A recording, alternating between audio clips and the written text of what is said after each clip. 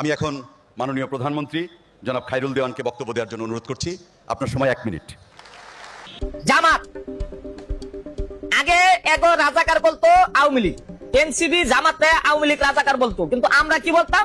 এরা ইসলামী স্কলার, ইসলামী শক্তি। এখন এনসিবি জামাতকে আমি বলি রাজাকার।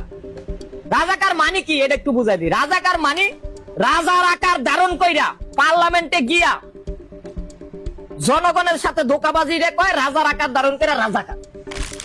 এখন এনসিপি জামাত হয়ে গেছে রাজাকার, তারা শ্রমিক শ্রেণীর পক্ষে নাই। আর বিএনপির বড় ভাইগত মাথা ব্যথাই নাই যে আমরা যে একটা বড় দল, আমাদের যে অনেক দায়িত্ব আছে। তারা মনে করে যে আমরা কোন শ্রমিক আন্দোলন করলে আমাদের সরকার ব্যর্থ হয়ে যাবো, এরকম মনে করে। এটা তাদের ভুল থিওরি। আরে শ্রমিক আন্দোলন মানে সরকারের ব্যর্থতা না, শ্রমিক আন্দোলন মানে শ্রমিকের মজুরি বাড়ানোর জন্য সফল একটা উদ্যোগ। আপনার ব্যবসা প্রতিষ্ঠানের জন্য আমরা তৈরি করে দিই আকর্ষণীয় বিজ্ঞাপন ভিডিও।